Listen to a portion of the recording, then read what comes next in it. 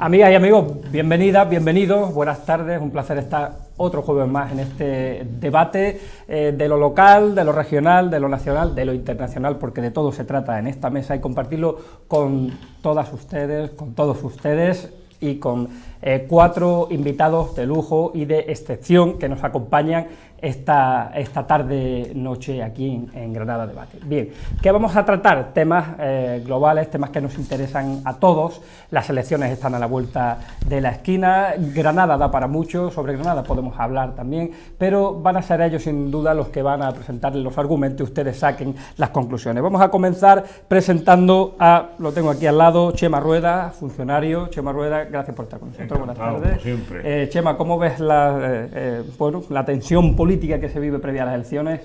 Bueno, yo la llevo con bastante tranquilidad, ¿no? Yo creo que tendemos a exagerar mucho las cosas, independientemente de que haya razones porque los actores políticos a veces exageran, pero yo creo que forma parte del papel que cada uno juega o quiere jugar en una sociedad que hace muchos años ya alguien calificó del espectáculo, y por tanto creo que la gente es lo suficientemente inteligente como para hacerle el caso justo a esas cosas y quedarse con lo importante, al menos eso espero. ¿Hay crispación?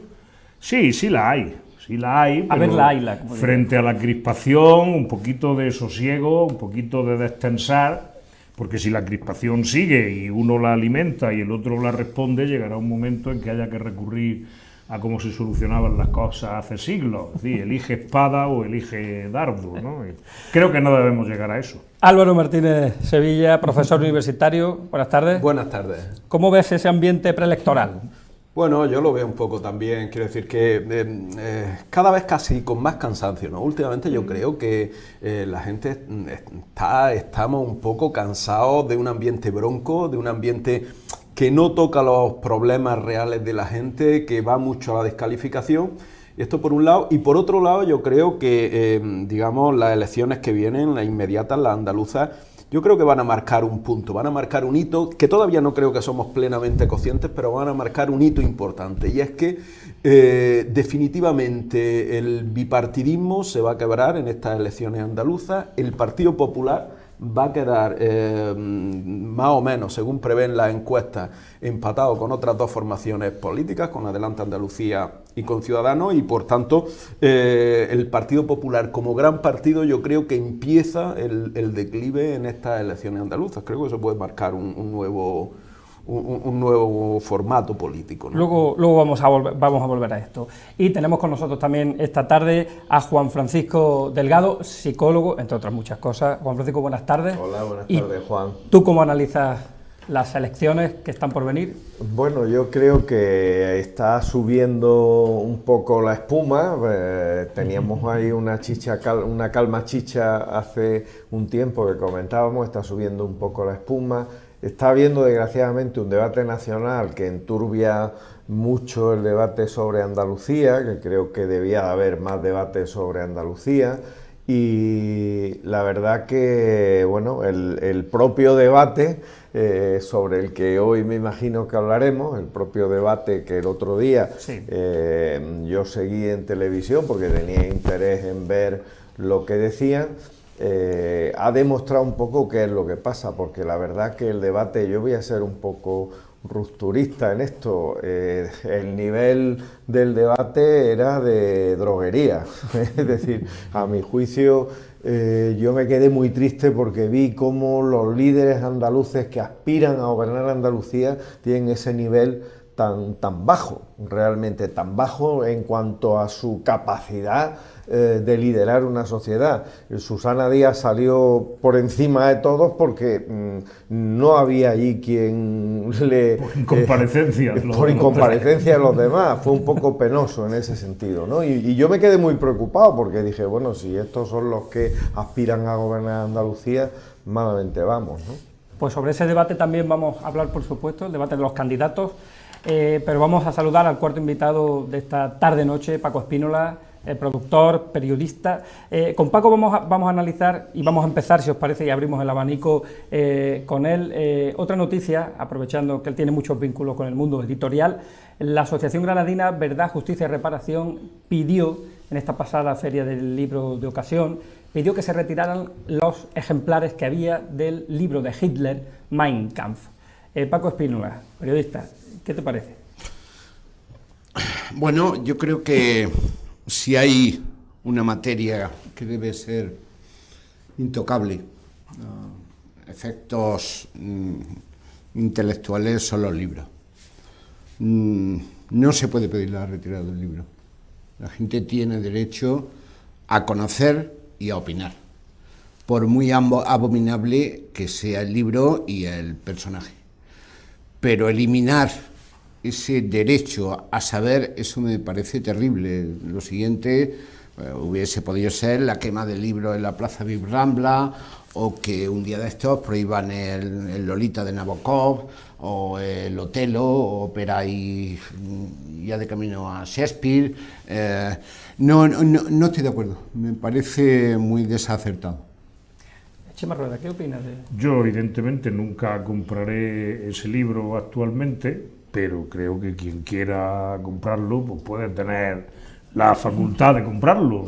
La verdad es que no he entendido muy bien la polémica, pensaba que es que había algún acto al hilo del libro, pero cuando vi la noticia completa vi que lo que se pedía era la retirada de un libro, y yo en eso coincido con Paco al 103%. Un libro, el que quiera lo compra, el que no lo compra, el que quiera lo lee, el que quiera lo subraya, el que quiera escribe otro libro criticándolo y contradiciéndolo, pero pedir la retirada de un libro en una feria del libro a mí me sigue resultando un poco incomprensible. La asociación lo que dice, entre otras cuestiones, es bueno, que de alguna manera pues, ese libro puede seguir enalteciendo la figura de Hitler, del nazismo. No sé, ¿qué opina Álvaro? Yo creo que yo efectivamente como principio general estoy un poco también en esa línea de que los libros yo veo difícil prohibirlos. Otra cosa distinta es que alguien fuera a publicar hoy día ese libro. Yo creo que hoy día ese libro no tendría cabida, ni tiene cabida en la sociedad actual. Yo creo que hoy día ese libro no podría ser publicado, en primer lugar, pues porque alentaría al odio y alentaría a varios principios constitucionales, y no podría ser publicado. Pero hay que recordar que era una feria del libro antiguo de ocasión, y que era, por tanto, un libro que proviene de otra época. Es como, pues bueno, Stalin lo hizo con Trotsky, lo quitó de una foto, no le gustaba su presencia en la foto histórica y lo quitó de una foto. Es como quitar a Hitler de la foto. Hitler existió y fue una lamentable realidad en Europa. Los alemanes lo tienen bien claro y saben el lugar que tiene que ocupar. El lugar que tiene que ocupar es un dictador. Ojalá nosotros tuviéramos tan claro con Franco el lugar que tiene que ocupar en España. Pero para saber el lugar que tiene que ocupar, yo creo que efectivamente mejor que la prohibición es la discusión pública y sobre todo la limitación del enaltecimiento o de los espacios que, digamos, propaguen la ideología. En ese sentido, yo creo que el libro, y sobre todo un libro histórico que está en una feria de ocasión, yo creo que es, digamos, algo que no son las huellas del pasado que lamentablemente tuvimos en Europa, ¿no? Juan Francisco. Yo suscribo, vamos, totalmente lo que acaba de decir Álvaro, que creo que la han marcado justo en el sitio, teniendo en cuenta también lo de que la cultura y la libertad, sobre todo con esa perspectiva histórica, tiene que estar muy por encima para también confiar en la libertad de la gente que sepa distinguir qué es lo que realmente es deleznable o qué es lo que forma parte de nuestra historia, que es deleznable, para no volver a repetirlo, ¿no? Entre otras cosas, porque estamos viendo en estos días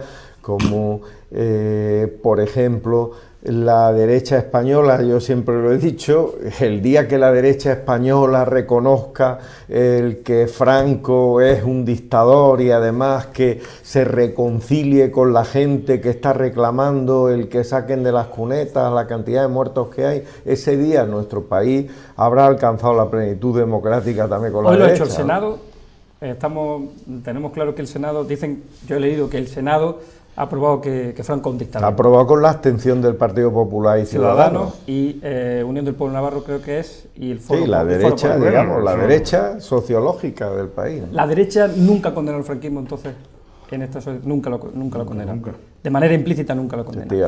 Álvaro apuntaba antes que, Álvaro Martínez Sevilla, que en Alemania saben efectivamente quién era Hitler. No sé si han leído ustedes, se han informado por los medios que hace apenas unos días, con nocturnidad y alevo, sí, el gobierno alemán sacó de la tumba a Rudolf Hess, uno de los, de la mano derecha prácticamente de Hitler, para evitar que, de alguna forma, en el aniversario de su muerte, 25 años ya, se proliferaran los actos de enaltecimiento del fascismo. Eso aquí ocurre. Me voy con Paco Espínola, voy a preguntar ya por el debate. ¿Viste el debate, Paco, el otro día? Sí, bueno, antes sí me gustaría puntualizar una cosa, que es que, al hilo de lo que estamos hablando, la Iglesia Católica tenía la costumbre de colocar un sellito en los libros que era el Nihil Obstat para su publicación. Y luego decía imprimatur. Y luego imprimatur, claro. Entonces, en ese proceso, pues pudimos descubrir a grandes guionistas de la historia del cine, como eran guionistas de raza, que era Franco, y con lo cual nos hubiésemos perdido en los tiempos actuales semejante trabajo literario, ¿no? De Nobel. Sí, el Nobel, sí, pero con V. Yo creo que la censura del enaltecimiento no se puede producir sin el conocimiento de las cosas. Es decir, la negación y el silencio lo único que producen ignorancia, y la ignorancia es lo que produce brutalidad. De hecho, este tipo de personajes que vemos asistir ahora a su apoteosis está basado, por un lado, en la existencia de unas redes sociales y de unos sistemas de comunicación que le han permitido ponerse de acuerdo entre ellos. Y luego, por otro lado, precisamente a la falta de educación y de cultura de esos colectivos a los que, por un lado, tuvieron un exceso de elocuencia durante la dictadura y luego un silencio a veces perjudicial para no contar exactamente qué es lo que ocurrió. Es decir, en los apartados verdad, justicia y reparación, el tema de la justicia ya, desgraciadamente, se ha quedado fuera porque la mayoría de los asesinos murieron, pero el de verdad y de reparación sí se deben tener en cuenta. Y la verdad es conocer exactamente cómo se produjeron los hechos. Dicho esto, esta aclaración, ¿viste el debate? Sí. ¿Qué te pareció, Paco Espínola? Bueno, pues me pareció que era un debate con la profundidad de un charco, muy poco nivel, tanto dialéctico como de profundización en los problemas reales, mucho postureo lingüístico. De pronto todos hemos empezado a cecear y a sesear como si no fuese la vida en ello, y diferentes niveles de lenguaje, excepto la petición de matrimonio que le hizo el señor de Ciudadanos al señor del PP, que yo me sorprende que me imagino que la gente del PP estará en libertad condicional para poder asistir a esos debates en estos momentos. La petición de matrimonio que solicitó este señor, tú y yo, tú eres tal, tú eres cual, pero a ver si nos arreglamos y en tu cama o en la mía. Y luego, pues el nivel de Susana Díaz y Teresa Rodríguez. Susana Díaz sabe de qué va esta historia, lo ha aprendido en estos años, antes no lo sabía, antes el señor Griñán la enviaba a dar recados a las diferentes comisiones de no celebréis esta reunión sobre memoria histórica, esto no es el momento, tal, quien lo dice Presidencia, y ahora ya habla sola con una simpleza pasmosa, finge, decora materias como la sanidad y la educación, que empiezan a estar en un estado absolutamente lamentable, y luego finge también una especie de paraíso que todos hubiésemos deseado con los gobiernos del socialista, pero que al final hemos descubierto que los socialistas son pocos y el PSOE son muchos. Chema Rueda. Yo lo vi a ratos, porque aunque parezca contradictorio, yo esperaba, siempre espero cómo va a ser un debate, entre otras cosas porque las posiciones de los participantes en el debate son públicas, son notorias, las estrategias no las cuentan los periódicos impresos y los digitales, con lo cual llegar a un debate, al menos para mí, pues, supone ya un elemento de cero novedad. Si acaso el gusanillo, el interés por ver si se produce alguna sorpresa o alguna declaración fuera de guión, pero no se produjo. Por tanto, en la línea que dije aquí hará 2 o 3 semanas, creo que esta campaña tiene muy claros sus vectores. Ganó una por incomparecencia de los otros 3. Y es así de, en mi opinión, es así de triste y así de claro. Aquí gobierna quien gobierna porque el resto es un desastre. Álvaro Martínez Sevilla, las encuestas que bueno, arrojan datos bastante reveladores, parece que la mayoría coinciden con que sería el PSOE en Andalucía quien ganase, pero habría un triple empate, y ojo porque Vox incluso pudiera entrar en el Parlamento, por lo que dicen algunas de las encuestas. Sí. ¿Qué te pareció el debate? ¿Qué opinas de las encuestas? A mí el debate me pareció falto, quiero decir, muy falto de profundidad y de temas andaluces. A mí el debate, como habéis comentado, me pareció que adoleció del debate que estamos demandando a los andaluces. Es decir, ¿dónde está el debate sobre la financiación autonómica? No está por ningún lado. ¿Dónde está el debate sobre la vertebración territorial? Donde en Granada, por ejemplo, seguimos teniendo un problema y necesitamos infraestructura urgentemente. ¿Dónde está el debate sobre la vocación marítima de Andalucía cuando están surgiendo puertos muy cerca, como Tanger-Més, por ejemplo, que está quitando Algeciras, que está quitando buena parte de la flota marítima?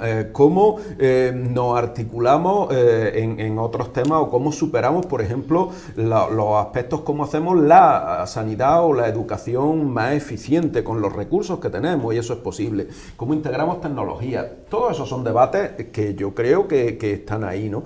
Y sobre todo cómo Andalucía puede aprovechar estos años en donde parece, este último año, donde parece que ha despegado un poquito la actividad económica para efectivamente crear empleo, donde aquí, digamos, la creación de empleo sigue siendo un escollo y sigue sin materializarse porque no se acaba de materializar, ¿no? Bueno, pues todo eso yo creo que son temas importantes que le interesan a los andaluces. No escuchamos esos temas.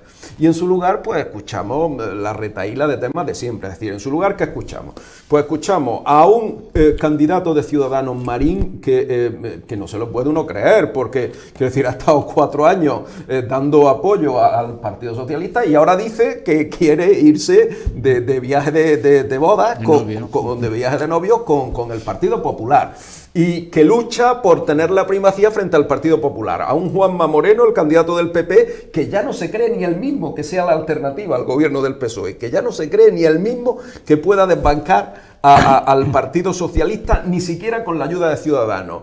Y a una candidata de Adelante Andalucía, Teresa Rodríguez, que ha dejado, digamos, el furor de épocas pasadas, que ha dejado ese enfrentamiento abierto y que de alguna manera no acaba de encontrar la posición. Yo vi que no acababa de encontrar la posición, que no acababa de saber cuál era su posición en ese escenario, porque todavía no sabe si va a tener que abstenerse, si va a tener que votar a favor de un gobierno, porque es posible que si no vota a favor de un gobierno, la alternativa sea un gobierno de la derecha, de Ciudadanos y PP, si va a votar en contra, es decir, porque todavía no sabe un poco qué es lo que va a hacer, y porque en definitiva su decisión ahora tiene que estar condicionada por una coalición, porque son una coalición de 3 o 4 partidos, ¿no? Es decir que yo vi, por tanto, descoloque en Teresa Rodríguez, vi digamos, posturas increíbles por parte de Juanma Moreno y del candidato de Ciudadanos, Juan Marín, y vi a una Susana Díaz, pues claro, una presidenta en un tono muy institucional, diciendo yo soy la presidenta y vengo con un tono institucional, porque no tenía efectivamente quien le planteara un debate, quien le dijera, presidenta, ¿cómo vamos a invertir en esto o en lo otro? No tuvo que fajarse, no tuvo ni siquiera que entrar al debate de argumentos, porque no hubo quien se lo planteó, ¿no? O sea, un poco de decepción, ¿no? Y Juanfran, tú que manejas además bastante las encuestas también, me gustaría saber un poco tu... Sí, por empezar por la encuesta, por decir algo nuevo de lo que ya se ha dicho. Yo creo que, en fin, las encuestas son encuestas, pero lo que está provocando, lo que se ve claramente, que hay un partido que parece el partido ganador, que es el PSOE. Creo que va a perder bastantes escaños, yo creo que va a perder escaños de los 47 actuales. 44, ¿no? Creo más. Que 47, ¿no? 47, son, 47. Entonces, Son. disculpa, me he equivocado. No. Me he equivocado. 47. De los 47 actuales va a perder escaños, no sabemos cuánto, las encuestas hablan, unas hablan de que pierden menos, otras de que pierden más, pero va a perder algo, pero va a ser el primer partido. parece que las encuestas dicen eso y hay cierta unanimidad en las encuestas, con lo cual parece que puede ser lo que va a ocurrir. Segundo, hay muy poca diferencia entre el segundo, el tercero y el cuarto. Veremos qué va a pasar en ese reparto, porque yo tengo la impresión de que va a haber sorpresas. Hay un 33% de indecisos en estas elecciones, indecisos que van a decidir desde que salen de su casa o se levantan esa mañana del domingo, día 2 de diciembre, hasta que llegan y meten la papeleta, perdón, se meten con la cortinilla o la meten en su casa la papeleta, en ese momento lo van a decidir. Y podemos tener sorpresas, porque cuando hay esa poca diferencia que están en la horquilla del 22-20, como hay los otros 3 partidos que están en el 22-20, puede haber sorpresas. Y nos podemos llevar la sorpresa de que Ciudadanos, como siempre, llegue al final del partido orillado, es decir, que no llegue al final bien, y puede ser también, y yo creo que desgraciadamente va a ser así, que Vox meta algún diputado en el Parlamento andaluz, 1 o 2 diputados. Y puede ocurrir también que el PP pierda ser el segundo partido. El que parece que tiene mucha consistencia en las encuestas y no tiene tanta variabilidad como los otros es el Adelante Andalucía. Es decir, ese parece que tiene un suelo que no se mueve en las encuestas de ese apoyo, sobre todo en porcentaje, ¿vale? Eso quiere decir que sus electores están muy decididos a votarlo, ¿no? Sí. Por otra parte, ¿no? Lo manifiestan, por lo menos, ante los encuestadores, ¿no?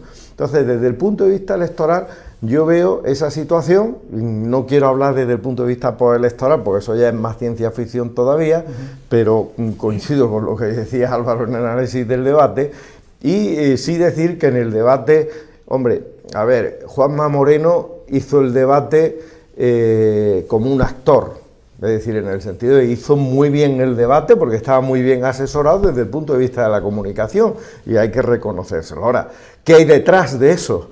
Sabemos que detrás, cuando ya empezaron a hacerle preguntas que se le salía del guión, pues ya no sabía desenvolverse por ahí el líder del PP.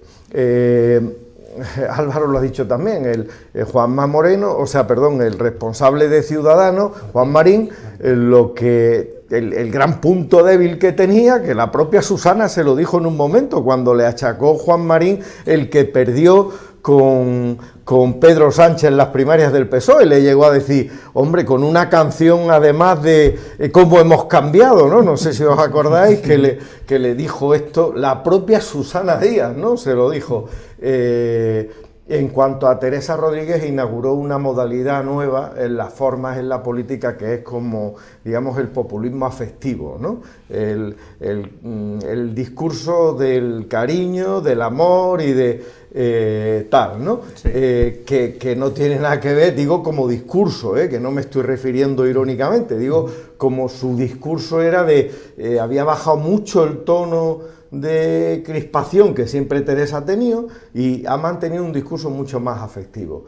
Por otra parte, Susana Díaz se sabía sobrada en el debate, cuando tenía muchos puntos débiles a los que responder, el tema de la corrupción, los años del PSOE, el tema de la parálisis de la Junta, el modelo, que yo creo que fue el gran defecto de ese debate, nadie planteó el modelo de la Andalucía del futuro, todos se centraban en, pues con nosotros no va a haber corrupción, que fue patético que Juanma Moreno dijera, con nosotros no va a haber más corrupción, cuando el Partido Popular es el partido que más corrupción ha traído a nuestro país en los últimos años en todo el país, ¿no?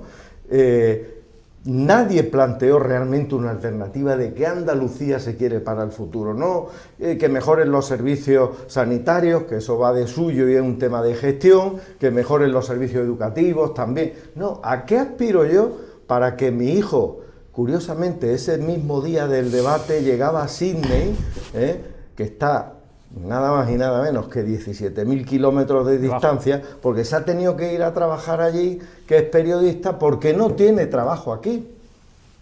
Vamos a volver sobre eso porque tenemos que... Paco Espínola me está pidiendo la palabra, pero tenemos que ir a publicidad unos segundos y volvemos con Paco Espínola, su turno de réplica y muchos temas muy interesantes. Hasta ahora mismo.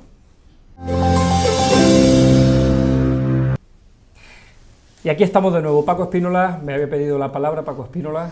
Sí, yo creo que la estrategia de comunicación, de hacer un debate tan alejado, entre comillas, de las elecciones, creo que es inadecuado. Creo que se tenía que haber retrasado un poquito más para ver un poco más también las tendencias. Hay otro el lunes. Va a haber otro en Televisión Española. Sí, pero bueno, esa es otra cuestión. Lo digo por lo siguiente, hay dos tendencias, una a la que yo llamo, Paco Umbral lo llamaba la derechona, yo lo llamo la fachada, que es la apariencia de ser una cosa que no eres porque la realidad es otra.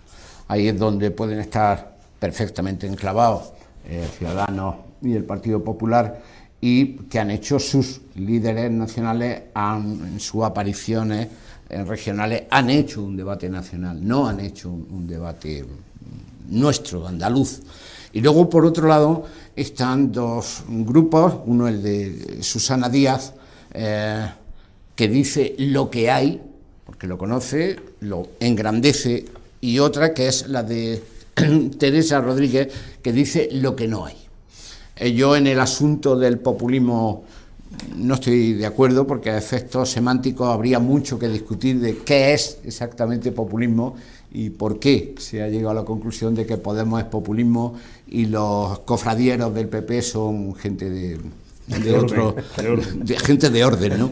Y luego, por último, me sigue preocupando la normalización que tiene el resultado de los debates, que es que haya un vencedor. Es decir, siempre se habla, ¿quién ha ganado el debate? Es graso error, porque si no, ese concurso de pasapalabra en lo que se ha convertido el debate político, pues acaba convirtiéndose en realidad en una estupidez para la gente, donde no se le aportan soluciones. Sí, es verdad, y porque la gente sigue teniendo dudas. Es decir, gracias a la rutina de la democracia, la gente sabe que se está mintiendo ahí. Es que esa es la cuestión. No hay ningún compromiso firme e inalterable una vez que hayan transcurrido las elecciones. Todo lo que estamos diciendo ahora es mentira. No se va a cumplir o se va a retrasar. Ese es el problema.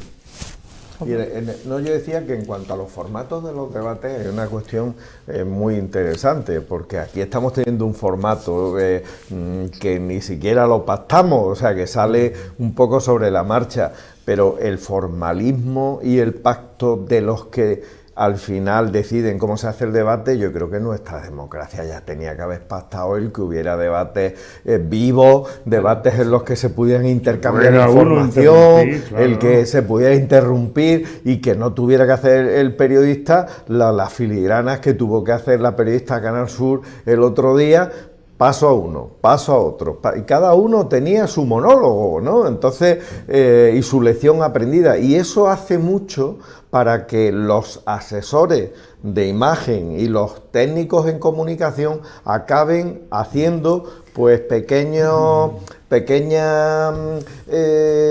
podríamos decir, muñecotes de las personas que están en los debates, y no se le vea el trasfondo, porque lo que yo quiero ver en un debate es el trasfondo de quién hay detrás y ver lo que está... Hay un detalle importante en esta cuestión, que es en estos 4 años de mandato de doña Susana Díaz, sus mecanismos de comunicación han planteado pues el equivalente a la película El silencio de los corderos. Nadie conoce quiénes son los consejeros, qué hacen, cómo se llaman, cómo son. No se sabe nada de ello. Solo se sabe que la cabeza visible es Susana Díaz. Sí, pero eso es otro debate. No, pero me refiero que mantener, estoy hablando de comunicación, mantener ese silencio y que luego la explosión verborreica ocurra en ese debate con esos parámetros que tú has expuesto, eso es condenar a la información a la negligencia Paco, más absoluta. Yo pienso que efectivamente los consejeros de la Junta son poco conocidos ahora, pero creo que son pocos conocidos en parte porque el debate andaluz ha volcado fuera de Andalucía, porque ahora mismo el debate político en Andalucía está desafortunadamente, está en Madrid y está en Cataluña. Y el debate andaluz ha perdido potencia. Y por tanto, cuando un consejero lanza una propuesta, y hay algunos que lanzan propuestas interesantes, esa propuesta pasa desapercibido. Yo sí sé quién son algunos consejeros, pero es cierto que a lo mejor yo igual pues soy un tipo un poco singular, un poco atípico, que no es que me estudie de memoria los nombres, pero bueno, sí sé quiénes son algunos. Pero mira un dato fácil que hace que veamos la política andaluz en términos de la política nacional. Fíjate bien, hace poco más de un año y medio, hace 2 años y pico, Pedro Sánchez llama a Ciudadanos en Madrid, llama a Rivera para hacer un pacto para presentarse como presidente del gobierno, puesto que Rajoy no tenía entonces mayoría. Cuando Rajoy hace las elecciones, Pedro Sánchez trata de trabar una alianza con Ciudadanos. Y eso hace que Ciudadanos vaya un poco hacia el centro, tira de él, porque tira de él Pedro Sánchez hacia el centro. Podemos se aleja y no logran formar gobierno. Bien, ¿qué ha pasado ahora? Que Pedro Sánchez quita a Rajoy de la presidencia del gobierno, porque Ciudadanos, entre otras cosas, se abstiene gracias a una moción de censura donde cuenta con el apoyo de Podemos y el apoyo de una serie de grupos nacionalistas.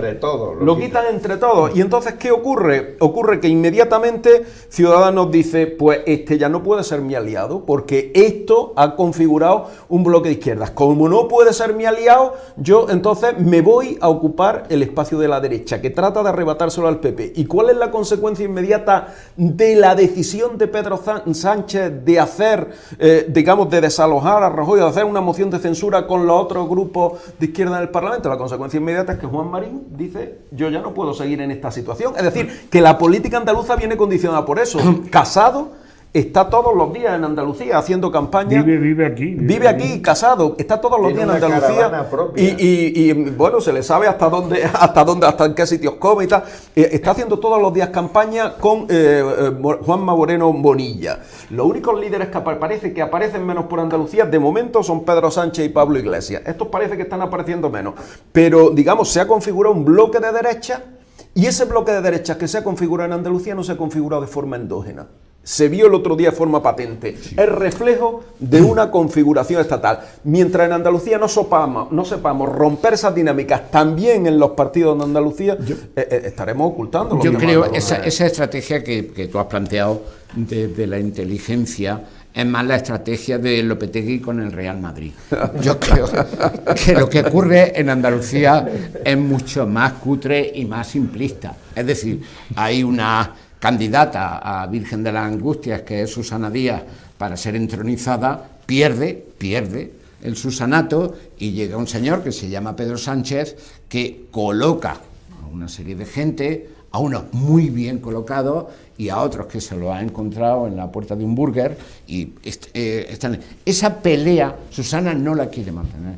Susana esperaba la corrupción del cuerpo de Pedro Sánchez y no ha ocurrido. De ahí el silencio. No es que de pronto la política andaluza haya dejado de tener interés. No, es que se ha silenciado cualquier conflicto interno para darle cabida y portavocía a lo que estaba ocurriendo en Madrid. Yo, sin ánimo de llegar a ninguna conclusión, esto que nosotros medio manejamos, porque somos personas informadas, ocupadas y preocupadas, mi gran preocupación, al hilo de lo que hablabais de la posible entrada de Vox en las encuestas, lo que yo temo es que esos que han decidido ya, además el otro día lo leía en no sé qué analista, el porcentaje de decisos indecisos, es decir, gente que va a ir a votar y que va a decidirlo en el último momento. Esperemos que todas estas cosas que nosotros intentamos racionalizar o buscarle una explicación lógica sea un voto antisistema, y ya el voto antisistema ya no es el que pudo ser hace 3 o 4 años, el voto antisistema ahora mismo es el de Vox. Y Pérez Royo en un artículo decía, ojo, van a sacar en casi todas las provincias un diputado. Ojo, por lo que tú decías de sorpresa, veremos a ver la sorpresa si no es más grande de lo que... Claro, porque si os dais cuenta, con todo lo que estamos hablando, cuando decimos no hay nivel, el discurso político, tal... ¿Qué es lo que está ocurriendo? Pues que hay una sensación de que se está desmontando un poco todo, se nos está cayendo el poder judicial, esto, lo otro, se está desmontando, y esto es una situación, un caldo de cultivo acojonante, con perdón, para la aparición de esos populismos que en este caso son de derecha extrema, como está pasando, simplistas además, que van a mensajes muy simplistas, que la gente entiende en 2 segundos en una sociedad que está hiperinformada y que tiene muchas fuentes de información, y que de pronto alguien llega con un mensaje simplista, aunque sea mentira, en muchos casos, lo compran y al final acaban metiéndose en el sistema democrático para arruinar el sistema democrático. Efectivamente, y hablábamos de un debate, Paco, quería decir Sí, algo. hombre, yo es que ese tipo de fenómeno es muy español. El de pronto el del puñetazo en la mesa, Sí, eso. la decisión tabernaria y la incoherencia absoluta. Es decir, que tú seas una de las caras visibles de un partido no de extrema derecha, en fin, ya vamos a empezar a poner las cosas, un partido fascista con todas sus consecuencias, ¿no? Donde una de sus caras visibles sea un señor al que le han violado y asesinado a su hija, mientras ese partido pide la libertad de la manada. Es decir, ese tipo de contradicciones brutales son muy españolas. Aro Teglin hace muchísimos años, muchos, ahora pues, que yo recuerdo unos 20 años, escribía en uno de aquellos artículos maravillosos en El País, decía que de alguna manera todos los españoles somos algo fascistas, aunque sea con pequeños tics, ¿no?, en nuestras relaciones humanas, nuestra manera de comprender, al contrario, la falta de normalidad en la discusión, en la comprensión de las ideas, y la verdad es que por muy interesantes o muy acertadas que sean las ideas, por el hecho de ser contrarias, no se aceptan, se niegan absolutamente, con lo cual grupos hasta ahora marginados llegan a hacer partícipes de su idea a gente que no sabe qué decir ni qué pensar. Yo creo que no. Quiero decir, con respecto al tema de Vox, yo creo sinceramente que sí, efectivamente parece que hay un pequeño crecimiento, pero que es muy marginal en la encuesta, que creo que suerte tendrán si sacan uno, parece que por Almería, pero creo... Granada están así.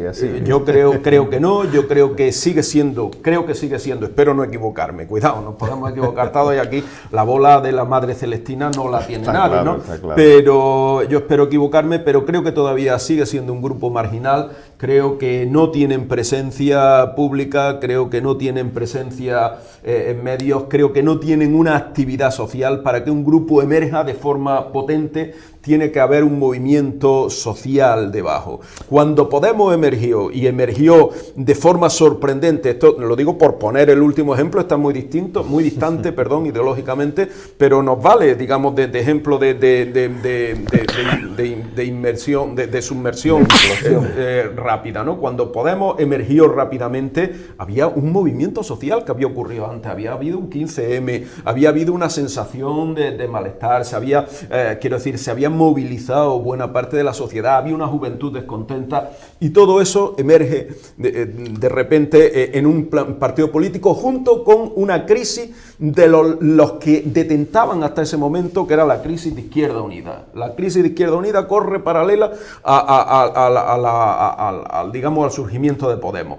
Sin embargo, ahora mismo, en este momento, el PP, con un Casado al frente, está haciendo otra vez el discurso que podría llevársele los votos de Vox. No está permitiendo el PP que eso ocurra. Y Rivera también. Es decir, están absorbiendo poco a poco los claro, fermentos. las circunstancias son muy distintas. Yo no creo que yo no me preocupa de esta manera. Hombre, me preocupa siempre cualquier crecimiento, pero no me preocupa grandemente yo estoy de acuerdo contigo, y además desde mi punto de vista es lo deseable, pero también me llegan noticias de que los actos de Vox se están llenando. En Málaga y se llenan porque hay gente que no le gusta la derecha que hay, por eso Pablo Casado se va cada vez más a la derecha, y que ese discurso en Pablo Casado no prende, en el sentido, no prende en la gente porque no lo creen, porque pierde credibilidad en el PP, entre comillas, clásico,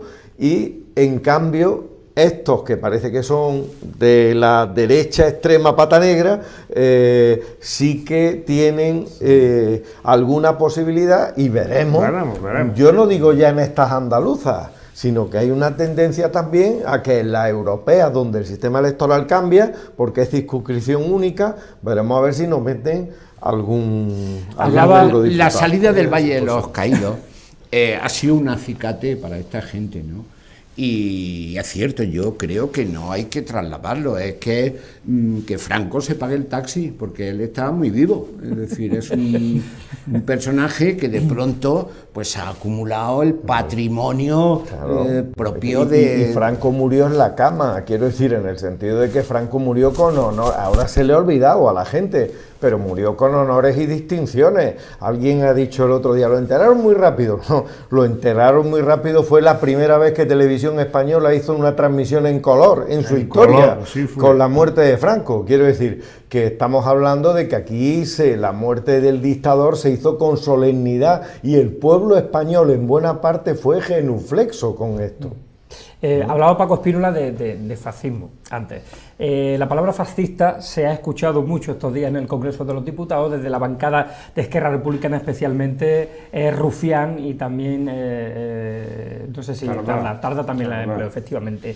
Ana Pastor, como ustedes saben, expulsa a Rufián del Congreso, con él se van todos los diputados de Esquerra Republicana, y ahí surge una fricción con Josep Borrell, porque parece que uno de ellos no se sabe si bufa, si escupe, en fin, en cualquier caso, ¿qué les parece a mis contertulios, a mis compañeros, este debate? Y enlazarlo con otro también interesante. El Partido Popular dice que sí, que condena al franquismo, pero sí se condena también, o se posibilita que no sean legales los partidos comunistas o populistas. ¿Qué os parece? Chema Rueda, empezamos por... Bueno, esto no deja de ser la escenificación que decía al principio de algo que está pasando en la sociedad, lo ha dicho Paco ahora mismo.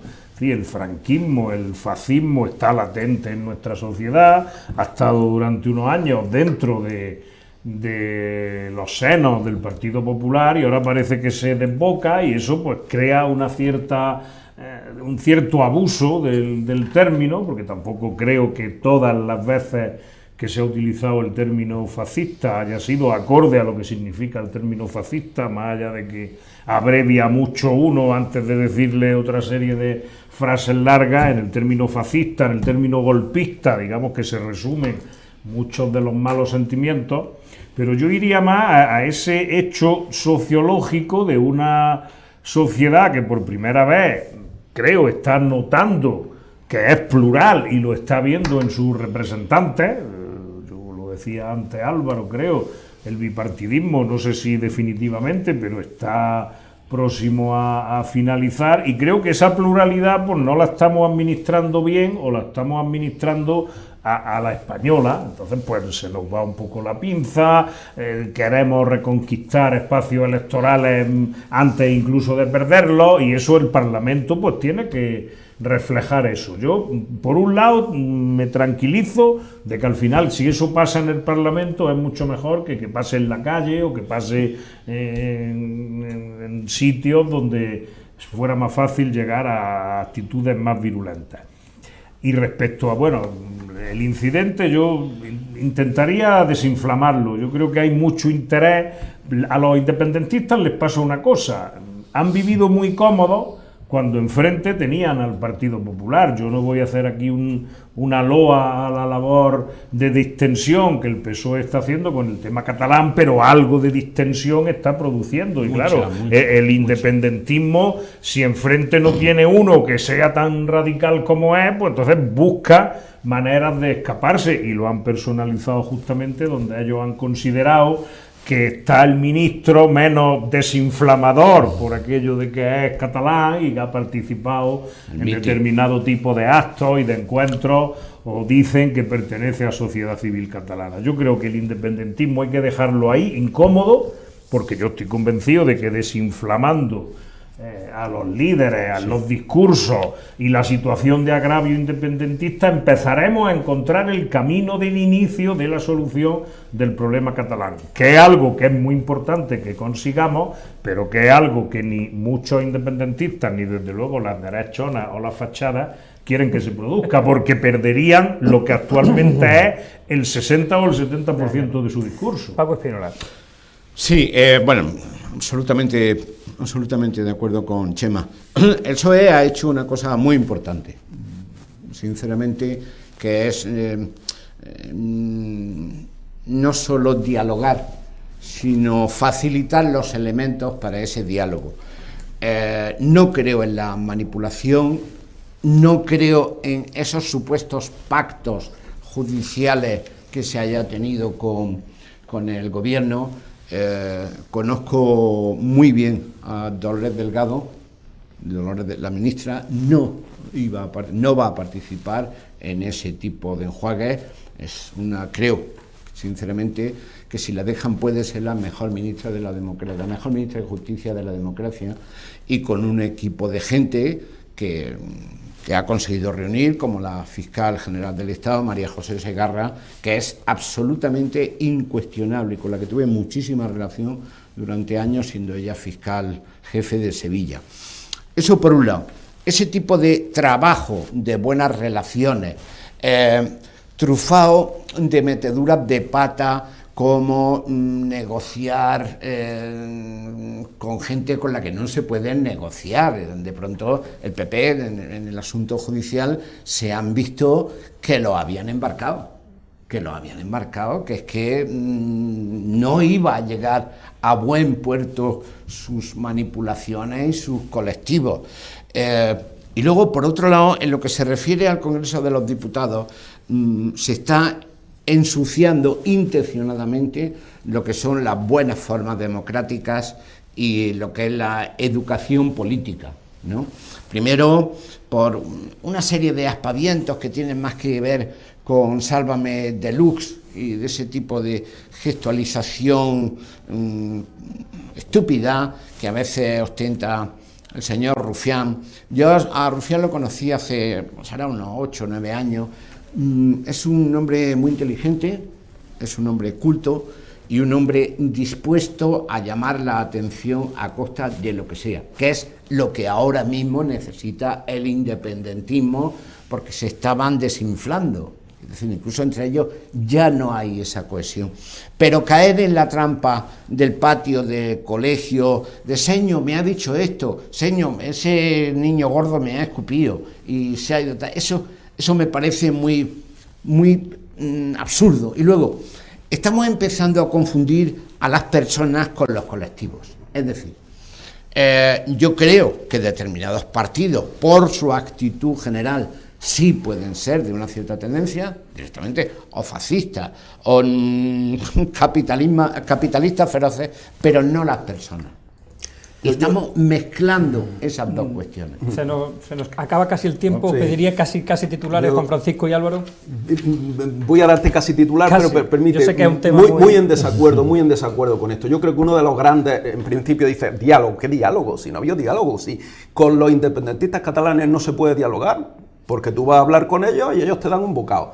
Esta ha sido la respuesta de Quintorra y la respuesta de este chico que dices tan inteligente y que yo veo que solo hace honor a su apellido, que es Rufián. Quiero decir que yo no lo veo en absoluto como un chico inteligente, lo veo como un cartucho de dinamita en mitad del Congreso. Lo deja cualquier día...